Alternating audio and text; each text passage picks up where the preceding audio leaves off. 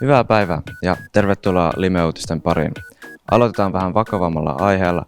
Meidän opiskelijat perehtyi ilmastonmuutokseen ja sen vaikutuksiin, josta seuraavaksi materiaalia. Lumista päivää kaikille! Mä oon Samu ja tässä on Joonas ja me ollaan tultu tänne Pulkkamäkeen laskemaan ja kyselemään ihmisiltä, että minkälaisia lumileikkejä he ovat leikkineet lapsuudessaan tai vaikka vieläkin. No niin, lasketaan.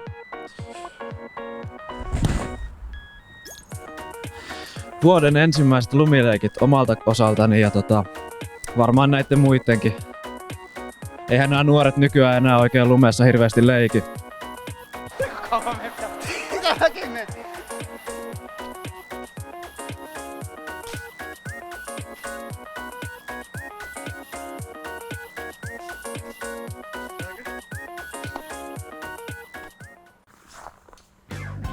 Jaa, täällä näyttää olevan joku meininki päällä.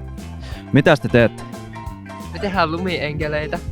Okei, näyttäkääpä meille esimerkki.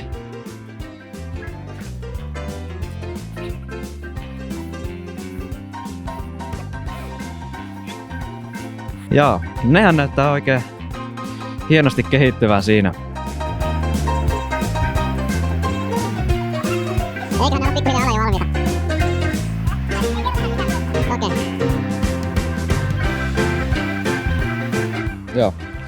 Kaapataan täältä auto.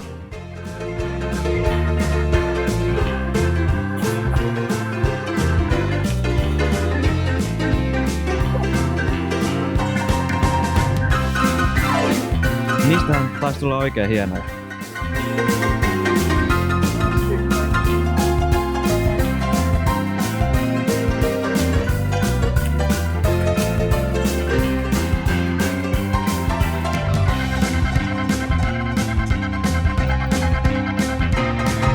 No niin, seuraavaksi voitaisiin taas mennä haastattelemaan seuraavaa lumessa kulkijaa.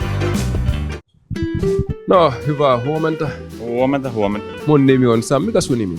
Minun nimeni on Asko Huttunen. Tervetuloa. Mikä tällaisia pihaleikkejä mustat leikennät? No, tuli tehtyä tosiaan lumiukkoja ja sitten tosiaan tuli tehtyä lumilinnoja ja sitten semmonen niinku tie periaatteessa, että joulupukki pääsee tulevaan niinku siellä. Niin, lapsena. Joo.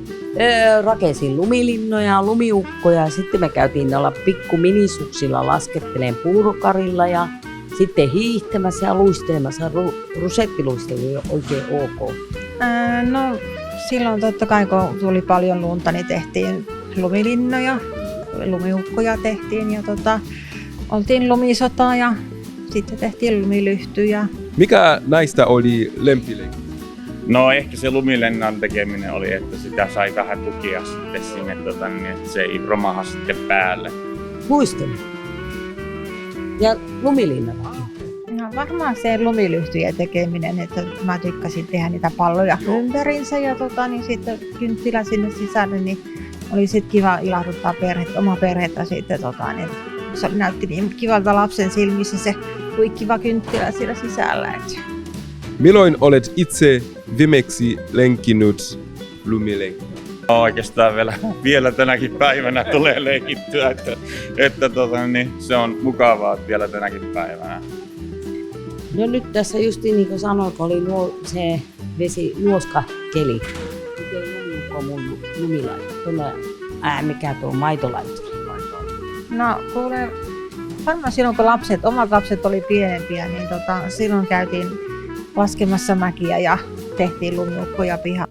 Tässä kaikki tällä kertaa. Kiitos seurasta ja näkemiin.